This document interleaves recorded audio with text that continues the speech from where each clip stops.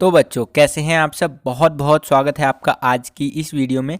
आज की इस वीडियो में मैं आपसे डिस्कस करने वाला हूं बच्चों, आपका जो हिंदी का अभिव्यक्ति माध्यम क्लास 12th की हिंदी का अभिव्यक्ति माध्यम की जो बुक है, तो इस बुक के 200 महत्वपूर्ण एक लाइन के प्रश्न कह लीजिए आप, ठीक है, यानी कि एक अंक वाले प्रश्न कह लीजिए। अगर आप इन प्रश्नों को और इसके उत्तरों को समझ लेते हैं तो यकीन मानिए आप पेपर में अभिव्यक्ति माध्यम से जितने भी प्रश्न आएंगे उन सभी का सही उत्तर दे करके ही आएंगे, ठीक है। अब आप बोलेंगे सर आप एमसीक्यू बेस्ड क्वेश्चंस क्यों नहीं बता रहे हो, ये ऐसा तो पेपर भी नहीं आएगा जैसे क्वेश्चंस आप बता रहे हो। तो बच्चों मैं एक चीज़ आपको बताना चाहूँगा कि अगर आप इन प्रश्नों को कर लेते हो, फॉर एग्जाम्पल पहला प्रश्न क्या है हमारा, यहाँ पर देखिए कि रेडियो समाचार की भाषा कैसी होनी चाहिए। तो यहाँ पर आपका इसका उत्तर पढ़िए कि जो रेडियो समाचार की भाषा वो होनी चाहिए सरल होना चाहिए, निरक्षर लोगों के लिए जो है सो कि बोधगम्य होना चाहिए, आम बोली चाली की भाषा होनी चाहिए, ठीक है। ऐसी भाषा होना चाहिए जिसको एक झोपड़ी में रहने वाला आदमी से लेकर के एक ताजमहल एक महल में रहने वाला व्यक्ति भी सुन सके, ठीक है। रेडियो तो ऐसी चीज़ होती है ना जिसको एक झोपड़ी में रहने वाला व्यक्ति भी सुनता है और एक महल में रहने वाला भी व्यक्ति सुनता है। तो ऐसी भाषा होनी चाहिए जो कि सबको समझ में आए, अनपढ़ से लेके पढ़े लिखे तक सबको, ठीक है। तो अब यहाँ पर मान लीजिए एमसीक्यू क्वेश्चन बना आपका कि रेडियो समाचार की भाषा कैसी होनी चाहिए, ठीक है। अब वहाँ पर 4 ऑप्शन दे दिया, 4 में से 3 ऑप्शन गलत है और चौथा जो ऑप्शन है आपका, फोर्थ वाला जो ऑप्शन है उसमें लिख दिया आपका सरल, ठीक है। तो आपको तो पता है कि रेडियो समाचार की भाषा सरल होनी चाहिए, तो आप सही उत्तर लगा देंगे सरल। समझ रहे हैं ना आप कि मोटा मोटा आपको सभी क्वेश्चनों का आइडिया लग जाएगा, जिससे कि इससे संबंधित अगर एमसीक्यू क्वेश्चन आता है आपका पेपरों में तो आप इजीली उसको कर पाएंगे। तो पहला क्वेश्चन आप आई होप समझ गए होंगे, ठीक है। एग्जाम्पल में पहला क्वेश्चन भी बता दिया मैंने। खैर आगे चलते हैं, अगला प्रश्न देखते हैं बच्चों। दूसरा जो हमारा प्रश्न है यहाँ पर जो पूछ रहा है बच्चों, दूसरा प्रश्न पूछ रहा है बच्चों यहाँ पर कि इलेक्ट्रॉनिक मीडिया के तेजी से लोकप्रिय होने का क्या कारण है। तो देखिए इलेक्ट्रॉनिक जो मीडिया होता है ना उसकी सुविधा आपको 24 घंटों यहाँ पर आपको देखने को मिलेगी, 24 घंटों देखने को मिलेगी। और इस जो ये होता है इसमें पढ़ने सुनने और देखने की तीनों की सुविधा हमें देखने को मिलती है। पढ़ भी सकता है आदमी, सुन भी सकता है, ठीक है, देख भी सकता है। तो ये तीनों चीज़ देखने को मिलता है। एग्जाम्पल के लिए आपका ले लीजिए इंटरनेट ले लीजिए, ठीक है, 24 घंटे अवेलेबल है। रात को 2 बजे उठिए, चैटिंग कीजिए, ठीक है, और रात को 2 बजे उठिए न्यूज़ देखिए। मतलब मैं ये नहीं कह रहा हूँ रात को 2 बजे ही उठिए, मैं एक एग्जाम्पल के लिए आपको बता रहा हूँ, ठीक है। आप 24/7 कभी भी यूज़ कर सकते हैं, ठीक है। खैर आगे चलते हैं, अगला देखिए प्रश्न। अगला प्रश्न है हमारा तीसरा प्रश्न। ये क्या पूछ रहा है बच्चों यहाँ पर कि विशेष लेखन से आप क्या समझते हैं। विशेष लेखन के बारे में बताना है बच्चों कि विशेष लेखन से आप क्या समझते हैं। तो देखिए जो विशेष लेखन होता है ना वो सामान्य से हट करके जो है सो कि किया गया लेखन कह लीजिए, वो विशेष लेखन होता है। इसमें अधिकांश देखिए किसी भी विशेष विषय पर, आप यहाँ पर देखिए दोबारा से कि किसी भी विशेष कोई खास विषय जो होता है, स्पेशल विषय सब्जेक्ट, तो उसमें क्या होता है जो लेखन होता है उसको विशेष रूप से लिखा जाता है। और अधिकांश समाचार पत्रों में, पत्रिकाओं में, साथ ही साथ रेडियो में, टीवी चैनलों पर ये विशेष लेखन जो है सो कि होता है, ठीक है बच्चों। तो आई होप कि समझ में आया होगा आपको। अगला प्रश्न देखिए, चौथा प्रश्न कि पत्रकारिता की शाख बनाए रखने के लिए संपादक के किन्हीं 2 सिद्धांतों का उल्लेख कीजिए आपको, ठीक है। तो पत्रकारिता की शाख को बनाए रखने के लिए संपादक क्या करता है, पहली बात तो जो तथ्य होते हैं, फैक्ट को एकदम प्योरली आपको प्रेजेंट करना ये जरूरी होता है, ठीक है। यानी तथ्यों की शुद्धता का पर ध्यान देना होता है कि तथ्य यानी जो फैक्ट है वो एकदम प्योर है, एकदम सही है कि नहीं। दूसरा है आपका कि निष्पक्षता के साथ सामग्री को प्रस्तुत करना होता है, किसी का पक्ष नहीं लेना होता है, एकदम निष्पक्ष होकर के, जैसे न्याय होता है ना हमारा, वैसे ही आपका निष्पक्ष रूप से आपका जो है सो कि सामग्री को प्रस्तुत करना होता है, ठीक है बच्चों। उसी प्रकार से आगे चलते हैं बच्चों, अगला प्रश्न देखते हैं। अगला प्रश्न है 5वां प्रश्न। ये क्या पूछ रहा है कि फीचर किसे कहते हैं। फीचर जो होता है ना बच्चों वो सुव्यवस्थित, सृजनात्मक और आत्मनिष्ठ लेखन को फीचर कहते हैं, ठीक है। इसमें क्या होता है, इसका उद्देश्य समझिए, ये पाठक जो होता है ना उनको सूचना देना, शिक्षित करना और मनोरंजन करना जो है सो कि ये फीचर का काम होता है। तो ये एक सुव्यवस्थित, सृजनात्मक और आत्मनिष्ठ लेखन जो है उसको फीचर कहते हैं, ठीक है। एक लिखने की प्रक्रिया आप कह सकते हैं। आगे चलते हैं, अगला प्रश्न देखते हैं छठा प्रश्न क्या बोल रहा है कि इंटरनेट पत्रकारिता के बहुत लोकप्रिय होने का सबसे प्रमुख कारण क्या है। तो इसका सबसे प्रमुख कारण, वो बहुत सारे कारण बता सकते हैं वैसे तो आप, तो जैसे कि आप यहाँ पर देख सकते हैं 24 घंटे उपलब्ध है, मैंने आपको बताया था। सभी प्रकार की सूचनाएं आदान प्रदान की जा सकती है। इंटरनेट ही एक ऐसा जरिया है जिससे कारण आप ये वीडियो देख पा रहे हैं, ठीक है, तो इसलिए भी एक लोकप्रिय है। इंटरनेट बहुत मल्टीपल यूजेस है, मैं गिना नहीं सकता, इतने सारे यूज आप कर सकते हो इंटरनेट का, ठीक है। तो महत्वपूर्ण कारण भी उनमें से कई सारे हो जाएंगे। सातवां प्रश्न देखिए बच्चों, रेडियो समाचार की संरचना किस शैली पर आधारित होती है। तो ये उल्टा पिरामिड शैली पर आधारित होती है, ठीक है बच्चों, उल्टा पिरामिड शैली अभी हम देखेंगे। अगला है, भारत में पहला छापाखाना कब और कहाँ खुला था। तो भारत में पहला छापाखाना खुला था 1556 में गोवा में खुला था, ठीक है। आगे चलते हैं, नौवां प्रश्न देखिए, बीट रिपोर्टिंग और विशेषीकृत रिपोर्टिंग में मुख्य अंतर क्या होता है। तो जो बीट रिपोर्टिंग होता है ना, उसमें संवाददाता का उस क्षेत्र के संबंध या विषय में सामान्य जानकारी या रुचि होना, इंटरेस्ट होना पर्याप्त होता है, जो बीट रिपोर्टिंग की बात कर रहा है। जबकि जो विशेषीकृत रिपोर्टिंग होता है, स्पेशली जो हमारा रिपोर्टिंग कहलाता है, उसमें उस विषय से जुड़ी हुई जो हमारा संवाददाता होता है, उसमें क्या होता है कि उस विषय से जुड़ी हुई, जहाँ पर भी वो रिपोर्टिंग कर रहा है, घटनाओं, मुद्दों और समस्याओं का बारीकी से विश्लेषण करता है, एनालिसिस करता है। तो पत्रकार को उस विषय की विशेष जानकारी होनी चाहिए, ठीक है। तो उसमें हम लोग क्या कह देते हैं, विशेषीकृत रिपोर्टिंग के अंदर वो आ जाता है, तो उसको ये कह देते हैं। आगे चलते हैं, 10वां प्रश्न देखिए बच्चों, 10वां प्रश्न क्या पूछ रहा है हमसे यहाँ पर। 10वां प्रश्न पूछ रहा है बच्चों कि वेबसाइट पर पत्रकारिता शुरू करने की पहली साइट कौन सी है। तो ये है बच्चों हमारा refit.com को, ठीक है,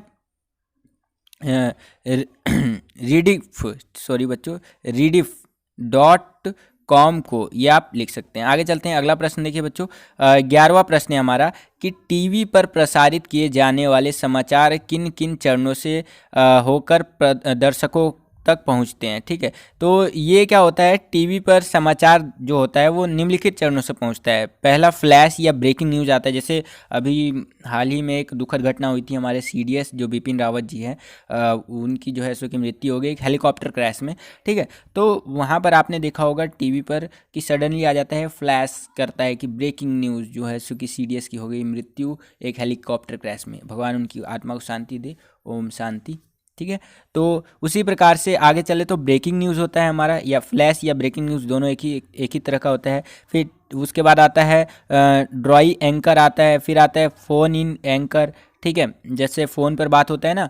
फिर आता है visual anchor, voice live anchor package, ठीक है। इस प्रकार से आपका टीवी पर प्रसारित किए जाने वाले समाचार इन चरणों से होकर गुजरते हैं। अगला प्रश्न देखिए बच्चों, 12वां प्रश्न, ये है हमारा विशेष रिपोर्टिंग कितने प्रकार की होती हैं। तो विशेष रिपोर्टिंग जो होती है 4 प्रकार की होती हैं। खोज रिपोर्ट, ठीक है, इन डेप्थ रिपोर्ट, विश्लेषणात्मक रिपोर्ट और विवरणात्मक रिपोर्ट, ये आप कह सकते हैं। अगला है हमारा बीट किसे कहते हैं। तो बीट जो होता है आपका वो होता है, खबरें कई तरह की होती हैं, जैसे राजनीतिक, आर्थिक, आपराधिक, खेल, फिल्म, कृषि आदि वगैरह, इनसे दिलचस्प रखने वाली, इन जो है सो कि दिलचस्प को ज्ञान और को ध्यान में रख करके किया जाता है। मतलब वही है, संवाददाता इन चीज़ों का एक तरह से दिलचस्प, इंटरेस्ट चीज़ों को ध्यान में रख करके जो है सो कि करता है, और मीडिया की भाषा में इसे बीट रिपोर्टिंग कह देते हैं। अगला प्रश्न देखिए, 14वां प्रश्न, ये क्या कह रहा है कि पत्रकार का क्या दायित्व है। तो पत्रकार का दायित्व है पाठकों अथवा दर्शकों तक सूचना पहुंचाना, ठीक है बच्चों, और उनको जागरूक करना, शिक्षित करना, ये सब आप कह सकते हैं। अगला है हमारा 15वां की पत्रकार कितने तरह के होते हैं। तो पत्रकार 3 तरह के होते हैं, पूर्णकालिक पत्रकार, अंशकालिक पत्रकार और क्रिसलॉन्सर पत्रकार, ठीक है, क्रिसलॉन्सर पत्रकार। अगला है 16वां देखिए, 16वां प्रश्न है हमारा कि पूर्णकालिक पत्रकार से आप क्या समझते हैं। तो वे पत्रकार जो किसी समाचार संगठन में काम करने वाले वेतनभोगी कर्मचारी होते हैं, वे पूर्णकालिक पत्रकार होते हैं। अब अंशकालिक पत्रकार क्या होते हैं। अंशकालिक पत्रकार वो होते हैं जो कि एक निश्चित मानदेय पर काम करने वाले पत्रकार होते हैं, ठीक है। अगला है आपका क्रिसलॉन्सर पत्रकार कौन होते हैं। तो ये वो पत्रकार होते हैं जिसका संबंध किसी विशेष अखबार से नहीं होता, बल्कि वह भुगता भुगतान के आधार पर अलग अलग अखबारों के लिए लिखता है। ठीक है, तो ये हो गया आपका। अगला है हमारा 19वां प्रश्न। देखिए बच्चों, 19वां प्रश्न क्या पूछ रहा है हमसे कि पत्रकारी लेखन का संबंध और दायरा कहाँ तक सीमित है। तो जो पत्रकारी लेखन का दायरा जो है हमारा, वो समसामयिक और वास्तविक घटनाओं, समस्याओं और मुद्दों तक सीमित होता है। ठीक है बच्चों, आगे चलते हैं।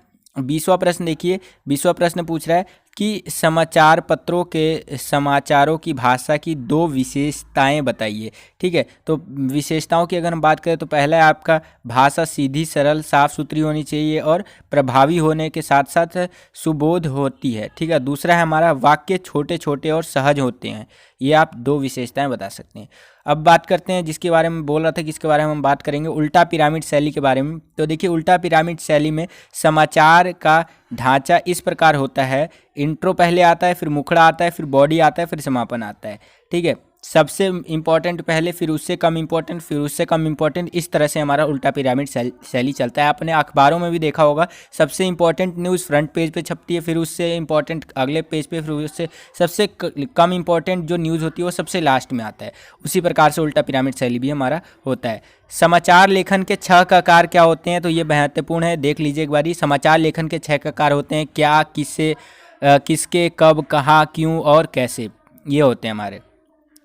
अगला है आपका 23वां कि इंट्रो या मुखड़े में कितने ककारों का उत्तर दिया जाता है। ठीक है, तो इंट्रो या मुखड़े में 4 ककारों का उत्तर दिया जाता है। ये ककार हैं क्या, कौन, कब और कहाँ। ठीक है, आगे चलते हैं। 24वां प्रश्न देखिए बच्चों कि फीचर लेखन की शैली कैसी होती है। तो फीचर लेखन की जो शैली होती है उल्टा पिरामिड, फीचर लेखन की शैली सीधी पिरामिड अर्थात कथनात्मक होती है।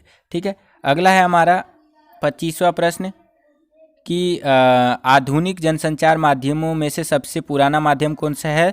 तो सबसे पुराना माध्यम है बच्चों प्रिंट माध्यम होता है। ठीक है, अगला है हमारा 26वां प्रश्न देखिए कि प्रिंट या मुद्रित जनसंचार माध्यमों के 2 रूप बताइए। तो समाचार पत्र हो गया आपका, पत्रिकाएं हो गया, पुस्तकें हो गई, प्रिंट माध्यम के 2 रूप में। ठीक है, आगे चलते हैं। 27वां प्रश्न देखिए बच्चों, ये बोल रहा है कि मुद्रित माध्यमों की सबसे बड़ी विशेषता क्या है। ठीक है, तो मुद्रित माध्यम में छपे हुए शब्दों में स्थायित्व होता है, आराम से पढ़ते हुए सोच सकते हैं हम लोग उसको, जो मुद्रित माध्यम होता है, और समझ में न आने वाले पुनः पढ़ सकते हैं। जो छपा हुआ होता है उसमें हम लोग जो समझ में नहीं आ रहा उसको दोबारा पढ़ लो, तो ये चीज़ें होती हैं। तो ये इनकी विशेषताओं में आप बोल सकते हैं। उसी प्रकार से 28वां प्रश्न देखिए कि मुद्रित माध्यमों की जो मुद्रित माध्यम होता है, छपा हुआ माध्यम होता है, तो उसकी 2 विशेषता बतानी है। पहला है आपका मुद्रित माध्यमों की भाषा आम बोली चाली की सरल, सुबोध और प्रचलित भाषा होती है, आम बोली चाली वाली भाषा। दूसरा है आपका कि जो मुद्रित माध्यम होता है उसमें भाषा, व्याकरण और वर्तनी की दृष्टि से शुद्ध होती है। तो ये है आपका।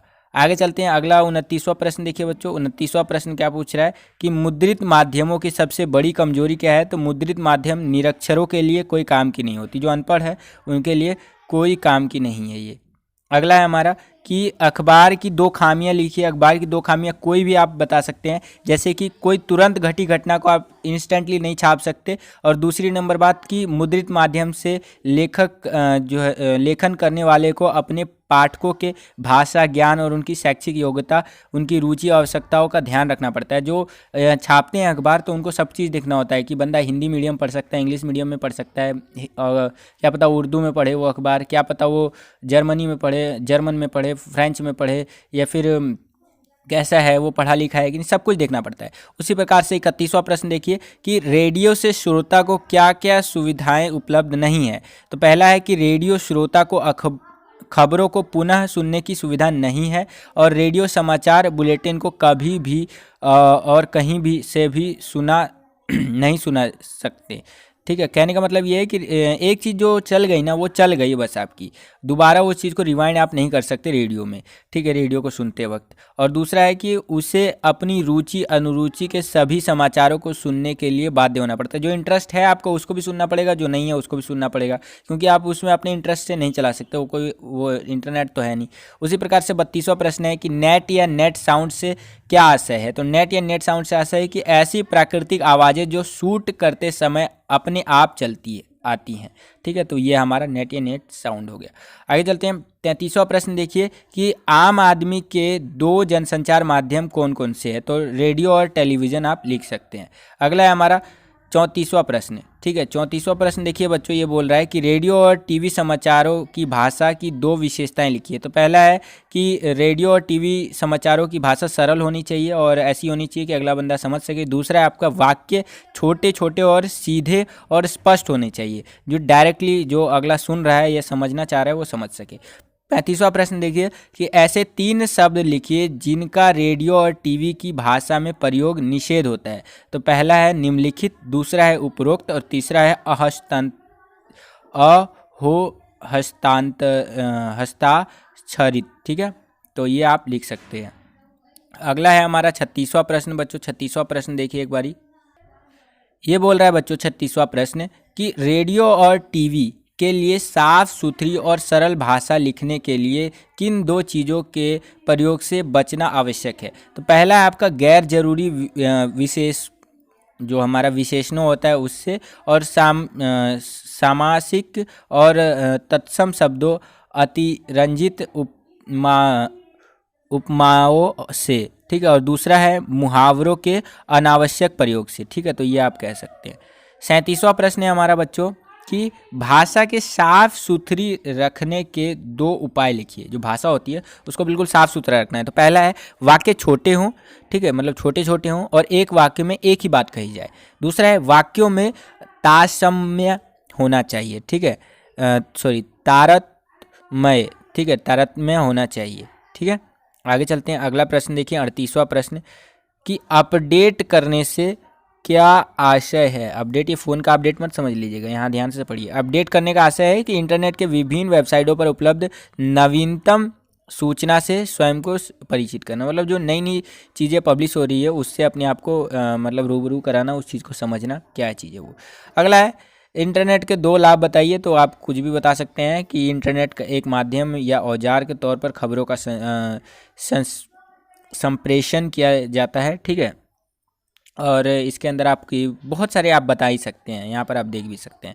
40वां प्रश्न देखिए बच्चों कि आजकल टेलीप्रिंटर 1 सेकंड में लगभग कितने शब्दों का एक जगह से दूसरी जगह भेज सकता है। तो वो है 70,000 शब्द प्रति सेकंड, ठीक है, लगभग। अगला है हमारा 41वां प्रश्न कि इंटरनेट पत्रकारिता का आरंभ कब हुआ। तो 1982 में हुआ था। अगला है हमारा कि 42वां कि इंटरनेट पत्रकारिता किसे कहते हैं। तो इंटरनेट पर अखबारों का प्रकाशन अथवा खबरों का आदान प्रदान, लेखों, चर्चा, परिचर्चाओं, बहसों, फीचर, झलकियां, डायरियां और द्वारा अपने समय की धड़कनों को अनुभव और दर्ज करने को इंटरनेट पत्रकारिता कहते हैं। उसी प्रकार से आगे चलते हैं। 43 जो हमारा क्वेश्चन है, भारत में इंटरनेट पत्रकारिता का कौन सा दौर चल रहा है। तो भारत में इंटरनेट पत्रकारिता का जो है उसका दूसरा दौर चल रहा है, ठीक है। और 44वां प्रश्न देखिए बच्चों कि इंटरनेट पर पढ़े जा सकने वाले 2 हिंदी समाचार पत्र। तो नवभारत टाइम्स लिख सकते हैं, हिंदुस्तान लिख सकते हैं। उसी प्रकार से आप और भी बहुत सारे हैं, अमर उजाला हो गया। अगला है हमारा हिंदी में नेट पत्रकारिता करने का श्रेय किसे दिया जाता है। तो हिंदी में नेट पत्रकारिता आरंभ करने का श्रेय वेब दुनिया को दिया जाता है, ठीक है। उसी प्रकार से 46वां प्रश्न देखिए बच्चों, उस हिंदी अखबार का नाम बताइए जो प्रिंट रूप से न होकर केवल इंटरनेट पर उपलब्ध होता है। तो प्रभा साक्षी नामक हिंदी अखबार केवल इंटरनेट की उपलब्धता पर ही, मतलब इंटरनेट पर ही उपलब्ध है आपका, ठीक है। आगे चलते हैं। अब अगला प्रश्न देखिए 47वां प्रश्न कि हिंदी का सर्वश्रेष्ठ वेबसाइट कौन सी है, ठीक है। तो हिंदी का सर्वश्रेष्ठ वेबसाइट है BBC की, ठीक है। BBC का आपने नाम सुना होगा, ब्रिटिश ब्रॉडकास्ट सर्विस करके आपका, एक बार फुल फॉर्म देख लीजिएगा। उसी प्रकार से आगे चलते हैं। अब अगला प्रश्न देखते हैं 48वां प्रश्न। तो ये क्या पूछ रहा है बच्चों हमसे, ये पूछ रहा है बच्चों कि आजकल इंटरनेट पत्रकारिता के जो अत्यंत लोकप्रिय होने का क्या कारण है। तो इसका मुख्य कारण है बच्चों, इससे न केवल खबरों का संप्रेषण पुष्टि सत्यापित होता है, बल्कि खबरों के बैकग्राउंड को तैयार करने में तत्काल सहायता मिलती है। ये आप लिख सकते हैं। अगला है 49वां प्रश्न कि टीवी पर प्रसारित खबरों में से सबसे महत्वपूर्ण क्या होता है। तो वो होता है आपका विजुअल नेट और वाइड सबसे महत्वपूर्ण होता है, ठीक है। अगला है हमारा 50वां प्रश्न कि प्रिंट माध्यम की दो विशेषताएं लिखिए। प्रिंट माध्यम जो होता है उसकी दो विशेषताएं, तो आप यहाँ पर देख सकते हैं कि ये जनसंचार के आधुनिक माध्यमों में सबसे पुराना है। दूसरा है कि लिखित भाषा का विस्तार होता है इससे। ठीक है। अगला है हमारा 51वां प्रश्न। यहाँ पर आप देख सकते हैं कि प्रिंट माध्यम की दो खामियां बताइए। तो इसमें क्या होता है कि जो अनपढ़ व्यक्ति है ये सही से इसको पढ़ नहीं सकता, और दूसरी नंबर बात, तुरंत घटी घटनाओं को इसमें हम जल्दी नहीं प्रकाशित कर सकते। ठीक है। अगला है हमारा रेडियो माध्यम की दो विशेषताएं बताइए। तो रेडियो माध्यम में आप क्या होता है कि अनपढ़ व्यक्ति भी सुन सकता है इसको, और रेडियो जो है इसको बिजली की ज़रूरत भी नहीं है, एक बार चार्ज कर दो तो चल जाता है। उसी प्रकार से टेलीविज़न की दो विशेषताएं, तो इसे पढ़ा लिखा और अनपढ़ व्यक्ति दोनों ही देख सकते हैं एक तरह से, और इसमें आपको सुनने का, देखने का, पढ़ने का सारा फीचर मिल जाता है, और ये तुरंत घटी घटनाओं को भी पहुँचा सकता है आपको ब्रेकिंग न्यूज़ के माध्यम से, एक तरह से कह सकते हैं। इंटरनेट की कमी का उल्लेख करना है, तो इंटरनेट अश्लील चीज़ों को भी प्रमोट कर देता है, तो गंदगी, दुष्प्रचार और गंदगी फैलाने का माध्यम भी बन गया है ये आज के टाइम पे। एक अच्छे और रोचक फीचर के लिए क्या आवश्यक है, तो इसके लिए फीचर के लिए फोटो, रेखांकन और ग्राफिक्स का होना अनिवार्य है एक अच्छे फीचर के लिए। उसी प्रकार से 56वां प्रश्न देखिए कि अखबार से संपादकीय पृष्ठ के सामने वाली पृष्ठ को क्या कहते हैं। तो इसे हम लोग जो ऐसे कि ऑप एंड पृष्ठ कहते हैं। ठीक है। अगला है हमारा 57वां प्रश्न कि संपादकीय का क्या महत्व होता है। तो ये जो होता है, संपादकीय अखबार की किसी समस्या या मुद्दे पर अपनी राय प्रकट करते हैं। ठीक है। अगला है हमारा 58वां प्रश्न कि स्तंभ लेखन का कार्य कौन करता है। तो स्तंभ लेखन का कार्य जो होता है कुछ महत्वपूर्ण लेखक करते हैं। ठीक है। अगला प्रश्न देखिए 59th जो 59वां प्रश्न है कि संपादक के नाम पत्र लेखन का उद्देश्य क्या होता है। ठीक है। तो उसका जो है सो कि संपादक के नाम पत्र का उद्देश्य जनता या पाठकों को विभिन्न मुद्दों पर अपनी राय प्रकट करने का अवसर देना होता है। 60वां प्रश्न देखिए बच्चों कि अखबारों में लेख कौन लिखते हैं। तो अखबारों जो होते हैं उसमें लेख वरिष्ठ पत्रकार और विषय विशेषज्ञ लिखते हैं। जैसे इकोनॉमिक्स यानी आपका आर्थिक चीज़ों के लिए कोई अलग होता है, ठीक है, मनोरंजन के लिए कोई अलग होता है, इस तरह से अलग अलग टाइप के लोग होते हैं। उसी प्रकार से 61वां प्रश्न देखिए। 61वां प्रश्न क्या बोल रहा है हमसे कि लेख और विशेष रिपोर्ट में क्या अंतर होता है। तो लेख जो होता है वो लेखक के विचारों को प्रमुखता दी जाती है, उनमें उन विषयों से जुड़ी हुई तथ्यों यानी फैक्ट को, सूचनाओं के अतिरिक्त पृष्ठभूमि की सामग्री भी होती है, जबकि विशेष रिपोर्ट में गहरी छानबीन होती है, विश्लेषण होता है। इस आधार पर हम लोग जो है सो कि इनमें अंतर करते हैं। 62वां प्रश्न देखिए बच्चों कि साक्षात्मक जो है सो कि साक्षात्कार के लिए पत्रकार में कौन कौन से गुण होने चाहिए। तो इसमें होना चाहिए, पत्रकार में संवेदनशीलता होनी चाहिए, कूटनीतिक धैर्य होना चाहिए, साहस और ज्ञान जैसे गुण होने चाहिए। उसी प्रकार से 63वां प्रश्न देखिए बच्चों, ये बोल रहा है कि वह लेखन जिसमें किसी मुद्दे के प्रति समाचार पत्र की अपनी राय प्रकट की जाती है उसे क्या कहते हैं। तो उसे संपादकीय कहते हैं। ठीक है बच्चों। 64वां प्रश्न देखिए बच्चों कि किसी घटना, समस्या या मुद्दे की गहन छानबीन और विश्लेषण को क्या कहते हैं। तो उसे रिपोर्ट कहते हैं। लेख 65वां प्रश्न देखिए बच्चों कि लेख किसे कहते हैं। तो किसी समाचार के अंतर्गत या उसका विस्तार, पृष्ठभूमि, विवरण आदि वाले को लेख कहते हैं। अगला है 66वां प्रश्न कि डेस्क से क्या अभिप्राय है। तो डेस्क जो होता है बच्चों, समाचार पत्रों और पत्रिकाओं, टीवी और रेडियो चैनल में विशेष लेखन की व्यवस्था को डेस्क कहते हैं। 67वां प्रश्न देखिए बच्चों कि विशेष लेखन का मतलब क्या होता है। तो किसी विशेष विषय पर सामान्य से हट करके लेख लिखना विशेष लेखन कहलाता है, मैंने बता दिया था आपको। संवाददाताओं में काम का विभाजन किस आधार पर किया जाता है। तो संवाददाताओं में काम का विभाजन उनकी विषय में दिलचस्पी जो होती है, किस सब्जेक्ट में किसका इंटरेस्ट ज़्यादा है, उसके आधार पर ज्ञान और ध्यान में रखकर, मतलब दिलचस्पी और ज्ञान को ध्यान में रखकर किया जाता है। बीट किसे कहते हैं। तो बीट मैंने आपको बता दिया किसे कहते हैं। खेलों में दिलचस्पी और जानकारी रखने वाले पत्रकार को कौन सी बीट मिलेगी। तो वो खेल बीट मिलेगी। उसी प्रकार से कृषि क्षेत्र से संबंधित शब्दावली के दो उदाहरण दीजिए। तो गेहूं टूटा और दूसरा लाल मिर्ची और लाल हुई। ठीक है। शराफा जो है बाजार से संबंधित भाषा शैली के दो उदाहरण लिखिए। तो पहला है सोना 13,000 हुआ और दूसरा है चांदी लुढ़की। अगला है 73वां प्रश्न कि पर्यावरण और मौसम से जुड़ी विशेष शब्दावली का प्रयोग करते हुए दो समाचारों के शीर्षक लिखिए। पहला है मछुआरों को सुनामी की चेतावनी, दूसरा है आपका पश्चिमी विक्षोभ के कारण मूसलाधार वर्षा की संभावना। 74वां प्रश्न है बच्चों की बीट से जुड़ा समाचार लिखने की शैली क्या होती है, तो उसका होता है उल्टा पिरामिड शैली। अगला है विशेष लेखन के 5 प्रमुख विषय, तो यहाँ पर आप देख सकते हैं अर्थ, व्यापार, विज्ञान, प्रौद्योगिकी, खेल और आपका कृषि और विदेश। ठीक है बच्चों। 76वां प्रश्न देखिए बच्चों, पत्रकारी विशेषज्ञता का अर्थ क्या है, तो पत्रकारी विशेषज्ञता का अर्थ है व्यावसायिक रूप से प्रशिक्षित न होने पर भी किसी विशेष विषय में जानकारी और अनुभव के आधार पर समझ को उन सीमा तक विकसित करना है कि उनकी आप सहजता से व्याख्या कर सके।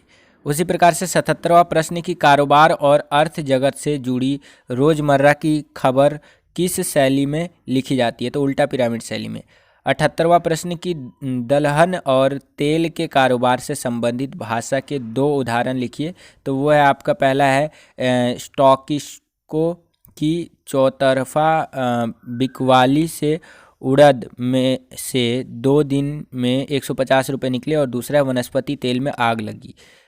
79 क्वेश्चन है आपका खेल से संबंधित भाषा के 2 उदाहरण, तो यहाँ पर आप देख सकते हैं। 80वां प्रश्न है कि सूचनाओं के 2 मुख्य स्रोत कौन से हैं, तो पहला है मंत्रालय के सूत्र, दूसरा है प्रेस कॉन्फ्रेंस और विज्ञप्तियाँ। ठीक है। 81 क्वेश्चन है कि कविता की उत्पत्ति के मूल में क्या क्या है, तो कविता की उत्पत्ति के मूल में संवेदना और राग तत्व है। 82वां प्रश्न देखिए कि कविता लेखन के संबंध में कौन से 2 मत प्रचलित है, तो पहला है कविता लेखन की कोई प्रणाली सिखाई या बताई नहीं जा सकती, दूसरा है आपका प्रशिक्षण के द्वारा कविता लिखना सिखाया जा सकता है।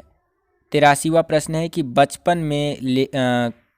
बचपन में बच्चों का कविता से परिचय किस रूप में होता है, तो लोरी के रूप में होता है, प्रथम परिचय मम्मी सुनाती है ना, उसी प्रकार से। 84वां प्रश्न है कि कवि अन्य कलाकारों की तरह सिखाई क्यों नहीं जा सकती, ठीक है, कविता सॉरी यहाँ पर, तो वो है आपका क्योंकि इसे बाह्य उपकरणों की सहायता नहीं ली जा सकती है। इसमें कविता का सबसे पहला उपकरण क्या है, तो वो है आपका उपकरण शब्द। शब्दों से खेलने का तात्पर्य क्या होता है, तो इसमें ये होता है कि शब्दों के नए आयाम खेलने और लय तथा ताल की दुनिया में जाना जाता है। ठीक है। 87वां प्रश्न है कि बिंब और छह हमारी क्या सहायता करते हैं, तो बिंब और छह हमारी क्या सहायता करते हैं, तो आंतरिक लय को इंद्रियों द्वारा पकड़ने में हमारी सहायता करते हैं। 88वां क्वेश्चन देखिए, कविता का अनिवार्य तत्व कौन सा है, तो वो है आपका छंद कविता का अनिवार्य तत्व है। 89वां क्वेश्चन 89वां क्वेश्चन है कि कविता के सारे घटक किससे प्रचलित होते हैं, तो कविता के सारे घटक परिवेश और संदर्भ से प्रचलित होते हैं। 90वां क्वेश्चन की कविता के घटक कौन कौन से हैं, तो वो है कविता घटक भाषा, संरचना, बिंब, छंद और संकेत। 91वां क्वेश्चन की 91वां क्वेश्चन है कि कविता किनसे बनती है, तो कविता शब्दों के मेल परिवेश के अनुसार शब्द चयन से बनती है, लय, तुक, वाक्य संरचना, यति, गति, बिंब, संक्षिप्तता के साथ साथ विभिन्न अर्थ स्तर आदि से बनती है। 92 क्वेश्चन है कि नायक को जो होता है नाटक को किस प्रकार के काव्य की संज्ञा दी गई है, तो दृश्य काव्य की। 93 क्वेश्चन है कि नाटककार को नाटक लिखते समय किस बात को सदा याद रखना चाहिए, तो वो रखना चाहिए बच्चों समय के बंधन की बात को नाटककार को सदैव याद रखना चाहिए। अगला है कि नाटक वर्तमान काल में ही क्यों लिखे जाते हैं, तो वो है वर्तमान में संयोजित करना होता है, मतलब नाटक को वर्तमान काल में संयोजित करना होता है, इसलिए नाटक को वर्तमान काल में ही लिखते हैं। 95वां क्वेश्चन है 95 कि नाटक का शरीर किसे कहा जाता है, नाटक का जो शरीर होता है बोले जाने वाले शब्दों को नाटक का शरीर कहते हैं। अगला है कि नाटक के तत्व कौन से होते हैं, तो कथ्य होते हैं, संवाद होते हैं, चरित्र होते हैं, चित्रण होते हैं, देश काल भाषा और उद्देश्य नाटक के तत्व हैं। 97वां क्वेश्चन है कि नाटककार को कौन सी कला आनी चाहिए, तो वो आना चाहिए बच्चों घटनाओं, स्थितियों अथवा दृश्यों का चुनाव, उन्हें उचित क्रम में रखना और प्रारंभ से अंत तक विकास की दिशा में आगे बढ़ने की कला अवश्य आनी चाहिए। 98वां क्वेश्चन है कि किस प्रकार का नाटक गहरा और सशक्त सिद्ध होता है, तो जिस नाटक में असंतुष्टि, छटपटाहट, प्रतिरोध और अस्वीकार जैसा नकारात्मक गुण जितने अधिक होंगे वह नाटक उतना ही गहरा और सशक्त होगा। 99 क्वेश्चन है दो चर्चित नाटकों के नाम बताइए, मतलब बताइए, तो अंधा युग और तुगलक। ठीक है, तुगलक। 100वां क्वेश्चन है कि आधुनिक युग के दो नाटककारों के नाम लिखिए, तो पहला है आपका मोहन राकेश और दूसरा है आपका धर्मवीर भारती। तो 100 क्वेश्चन आज की वीडियो में बता दिया, 100 क्वेश्चन कल की वीडियो में, मतलब अगली वीडियो में बताऊंगा आपको मैं। तो अगली वीडियो जब भी आएगी तो उसमें आपको 100 क्वेश्चन पता चल जाएंगे। तो बस यही था आज का वीडियो, मिलता हूँ आपसे अगली वीडियो में। जय हिंद, वंदे मातरम। लाइक जरूर कीजिएगा इस वीडियो को।